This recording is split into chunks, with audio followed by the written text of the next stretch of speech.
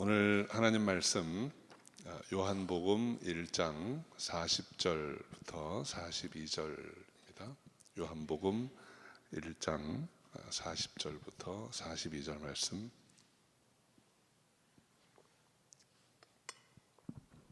합독하겠습니다. 요한복음 1장 40절부터 42절입니다. 요한의 말을 듣고 예수를 쫓는 두 사람 중에 하나는 시몬 베드로의 형제 안드레라.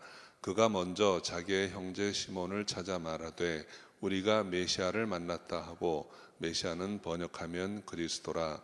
데리고 예수께로 오니 예수께서 보시고 가라사대 내가 요한의 아들 시몬이니 장차 게바라 하리라 하시니라. 게바는 번역하면 베드로라. 아멘. 기도하겠습니다. 아버지 하나님, 감사합니다. 오늘 복되고 아름다운 주님의 날 허락하셔서 죄 전에 불러주시고 또 함께 예배드릴 수 있는 축복을 내주시니 감사합니다. 우리의 마음의 중심을 주님께 의탁합니다. 주께서 인도하시고 주님 홀로 영광 받으옵소서. 감사하옵고 예수의 이름으로 기도합니다. 아멘.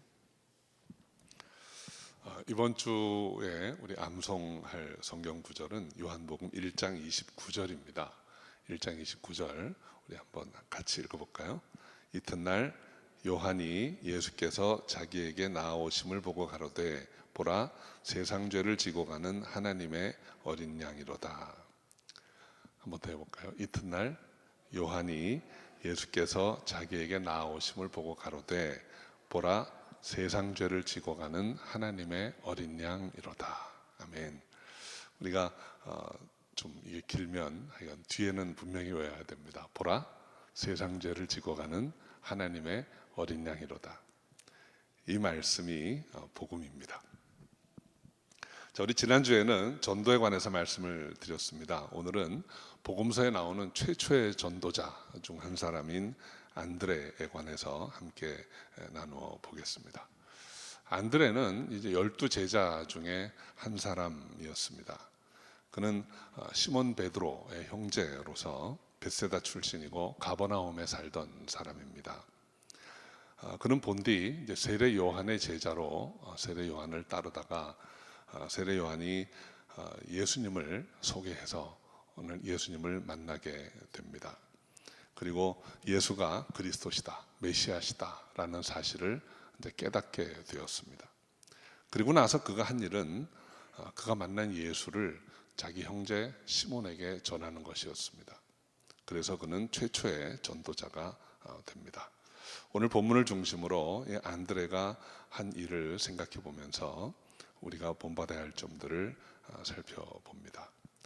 안드레에 관해서는 주로 이제 요한복음에 많이 기록이 되어 있습니다. 아마도 요한과 안드레가 처음으로 복음서에 나오는 장면은 그 세례 요한의 같은 제자로서 이렇게 나오기 때문에 아마도 요한이 안드레에 대해서 다른 복음서 어느 기자보다도 잘 알고 있었던 것으로 보입니다. 그래서 요한복음에는 안드레에 관한 내용이 많이 나옵니다. 요한복음의 1장에 나오는 말씀 통해서 오늘 본문을 통해서 안드레에 관해서 한번 살펴봅니다. 첫 번째로 안드레는 예수가 그리스도시다라는 메시지를 처음 들었던 사람입니다. 안드레는 세례 요한의 제자로서 아마 상당한 기간 그에게 배우고 그를 따랐던 것으로 보여집니다. 그런데 어느 날 요단 광야에서 스승인 세례 요한으로부터 예수님이 세상 죄를 지고 가는 하나님의 어린 양이시다라는 메시지를 듣습니다. 그 말씀은 그가 그리스도시다라는 말씀입니다. 그 말씀을 듣고 안드레는 바로 세례 요한을 떠나서 예수님을 따르게 됩니다. 저는 처음에 이 내용을 읽으면서 이렇게 어떻게 이렇게 속히 따르던 스승을 떠나서 예수님께로 갈 수가 있을까?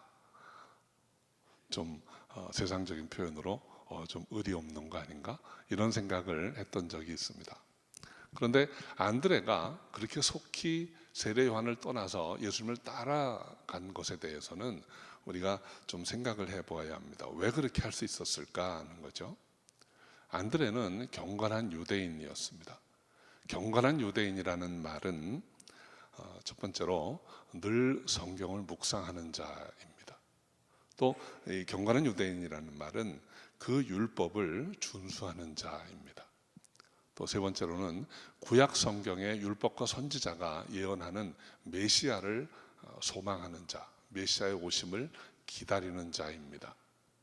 그런 의미에서 그가 왜 세례 요한을 따라다녔을까 하는 것을 생각해 봅니다. 그는 경건한 유대인으로서 이러한 유대인의 특징을 다 가지고 살던 사람입니다. 그런데 세례 요한은 초지일관에서 말합니다. 나는 그리스도가 아니다. 세례 요한은 자신은 그리스도의 길을 예비하는 자이지 그리스도가 아니라고 했습니다. 아마도 성경에 나와 있지 않지만 세례 요한이 제자들에게 누누이 가르쳤을 거예요. 그리스도가 오실 터인데 그가 오시면 우리는 그분을 따라야 한다라고 말했을 겁니다. 그런데 어느 날 요단 광야에서 그 세례 요한이 저분이 세상 죄를 지고 가는 하나님의 어린 양이라고 합니다. 그렇다면 신실한 제자로서 안드레와 요한이 해야 할 가장 중요한 일은 무엇이었을까요? 그런 선생님이 가르친 그리스도를 따르는 일입니다. 그것은 의리 없는 일이 아니고 스승의 가르침에 충실한 그런 결과라고 생각합니다. 그래서 안드레는 예수가 그리스도시다라는 말씀을 처음 들었고 즉각적인 반응을 보였던 것입니다. 두 번째로 안드레는 예수께 가서 그분이 누구신가를 확인하였습니다. 요한복음 1장 38절 39절 사이에 보면 이제 안드레는 예수가 그리스도시라는 말씀을 듣고 예수께 나아갑니다. 그런데 그 예수께 나아가서 여쭈어 보는 내용이 이 38절 39절 사이에 나옵니다. 랍비여 어디 계시오니까. 언뜻 들으면 이게 무슨 질문인가 하는 의문을 가질 수 있는데 사실은 이 요한복음 1장의 질문들은 좀 과감한 생략이 이렇게 있습니다. 어디 계시오니까 라는 말은 어디 출신입니까? 라는 질문입니다. 이미 구약 성경 율법과 선지자에는 오실 메시아에 대한 설명과 예언의 말씀들이 많이 나와 있습니다. 그가 어디에서 태어날 것이고 어디에서 사역을 할 것이고 하는 말씀들이 나옵니다. 안드레는 세례 요한의 말씀을 듣고 예수가 그리스도이신 줄은 알았지만 그래도 확인해 보고 싶었습니다. 그래서 어디 계시오니까 아직은 메시아가 아닙니다. 랍비여 선생이시여 어디 계시오니까 이렇게 물었던 것입니다. 거기에 대해서 예수님이 와 보라 하십니다. 그리고 그 제자 안드레와 요한을 데리고 하루 저녁 대화를 나누시고 그분의 표적을 보여주셨습니다. 그래서 이튿날 그가 다시 돌아 나오면서 우리가 메시아를 만났다라고 고백할 수 있었던 것입니다. 세 번째로 안드레는 예수가 그리스도이심을 확인한 후에 처음 한 일이 전도였습니다. 그는 형제 시몬에게 가서 그를 예수께 소개했습니다. 그런 의미에서 안드레는 복음서에 등장하는 최초의 전도자였습니다. 우리가 은혜를 받으면 제일 먼저 하는 일은 그 받은 은혜를 나누는 것입니다. 이 세상에서도 똑같습니다. 여러분 우리가 정말 좋은 일을 경험하면 그 어디 가서 얘기하고 싶어요. 내가 맛있는 음식을 어디서 먹었으면 그거 맛있었다고 자랑하고 싶습니다. 내가 재미있는 거를 봤으면 이거 재미있다라고 누군가에게 이야기하고 싶어집니다. 이것이 아주 정상적이고 자연스러운 일인데 영적인 세계에서는 더욱 그렇습니다. 우리가 은혜를 받으면 그 받은 은혜를 나누고 싶어지는 거예요.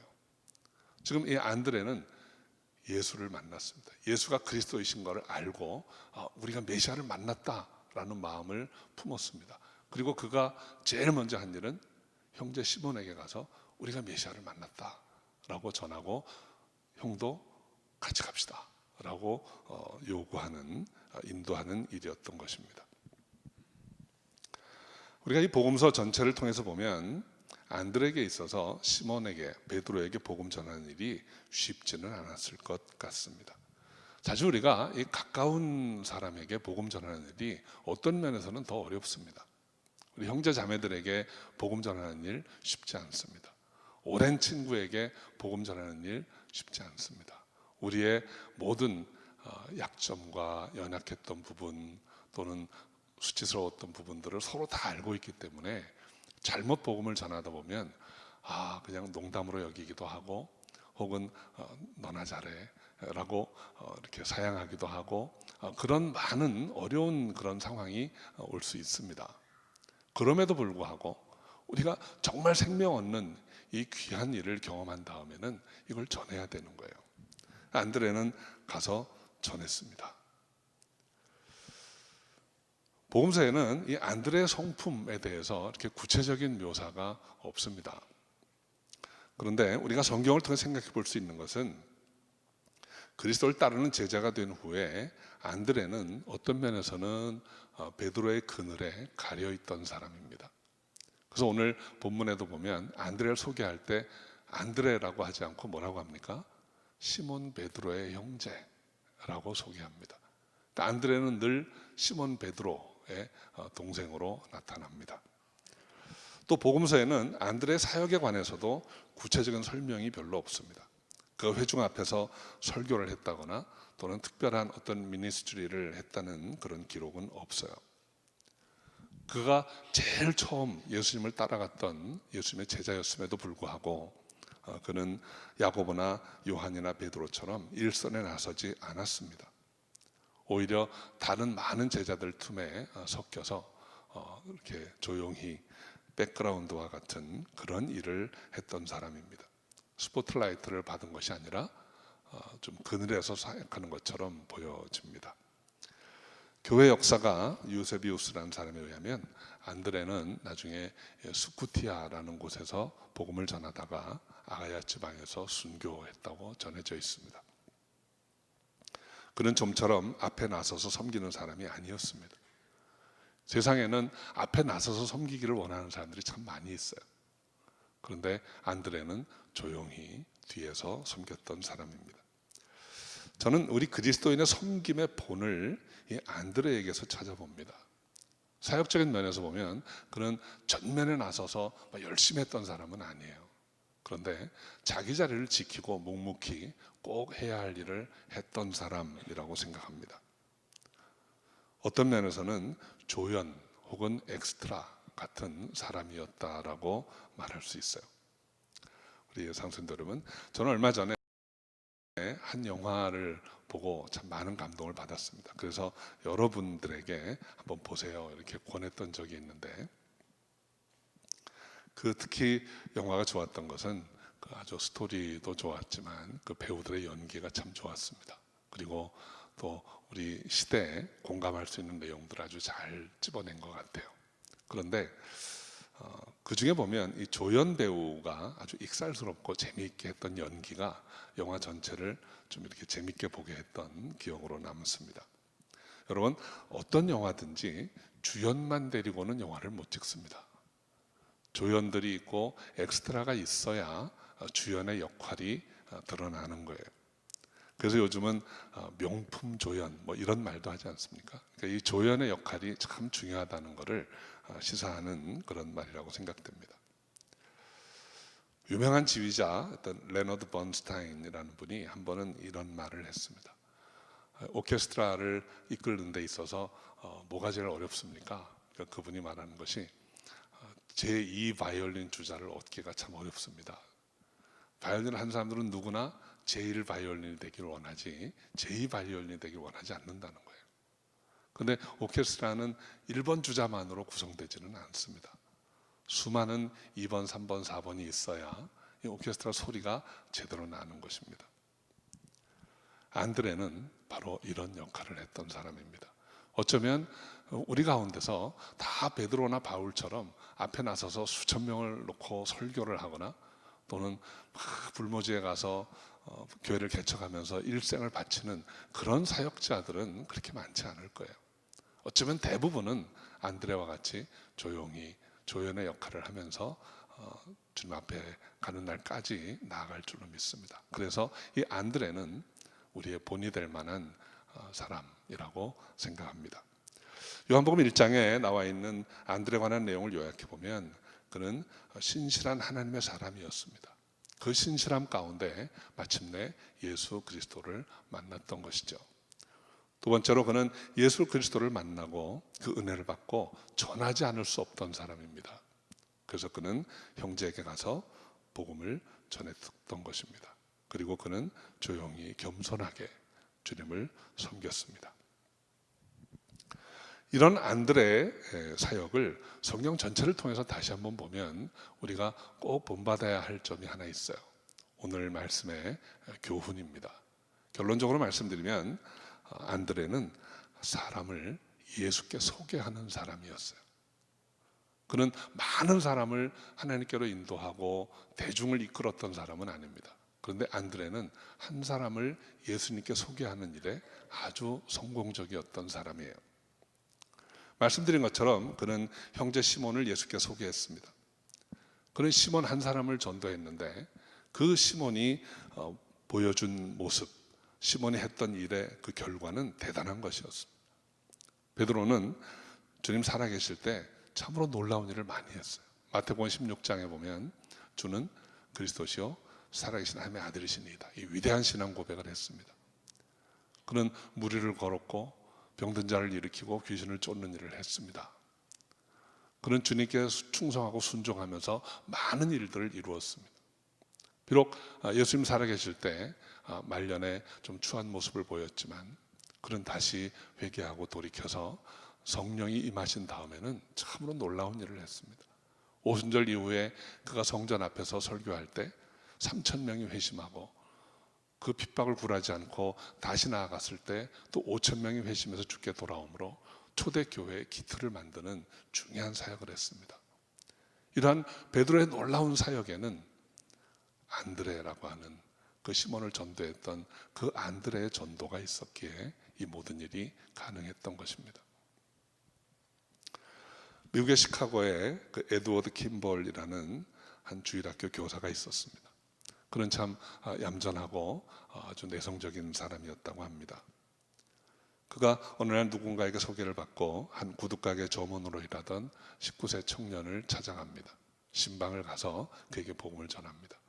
그는 구두가게 뒤에 있는 공장에서 구두를 바느질하던 사람이었어요. 그 이름이 D.L. 무디라는 사람입니다. 그 무디라는 분의 나중에 그 간증을 들어보면 그때 킴볼이라는 교사가 와서 자기에게 복음을 전했을 때 갑자기 빛이 임했다 그랬어요. 그 에드워드 킴볼이라는 교사는 아마도 평생에 무디 한 사람 전도한 것 같아요. 그런데 여러분, 무디라는 분이 했던 일은 어떤 일입니까? 수천 명, 수만 명, 어쩌면 수십만 명을 하나님께로 인도하는 놀라운 일을 이루었던 전도자가 되었습니다. 그 무디의 놀라운 사역에는 그를 예수께 소개했던 한 사람, 에드워드 킴볼의 전도가 있었습니다. 요한복음 6장에 이제 유명한 오병이의 표적의 기사가 나옵니다. 이 오병이의 표적은 4복음서가 다 기록하고 있는 내용이에요. 그런데 그 중에 요한복음 6장에는 안드레라는 이름이 나옵니다. 그는 벳세다 들판에 와 있던 한 소년을 예수께 소개합니다. 그 소년은 오병이어를 가지고 있었어요. 보리떡 5개와 작은 물고기 2마리를 가지고 있었어요. 그 오병이어가 떡 5덩어리와 물고기 2마리가 5,000명에게 무슨 소용이 있을까? 거기에 비하면 너무나도 적은 작은 물질이죠. 그럼에도 불구하고 안드레는 그 소년을, 그 떡과 물고기를 들고 있는 소년을 예수께 가서 소개했습니다. 예수님은 그 소년에게서 오병이어를 받아들고 거기에 축사하셔서 남자 어른만 5,000명이 넘는 많은 이들을 먹였습니다. 그 오병이어의 표적이 가능했던 그 계기 중에 하나는 안드레였어요. 안드레가 그 소년이 가진 것 작다 여기지 않고 주님께로 인도했을 때 주님께서 그 오병이어를 통해서 큰 역사를 이루었던 것입니다.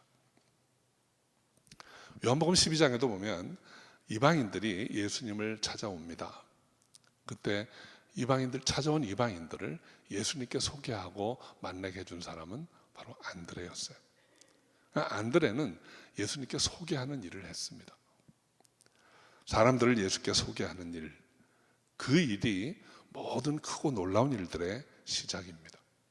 안드레는 그 일을 훌륭하게 해냈던 사람이에요. 우리 상선도 여러분, 우리가 하나님의 은혜를 받으려면, 우리가 복음의 진리를 듣고 또 주께 나아가려면 누군가의 인도가 필요합니다.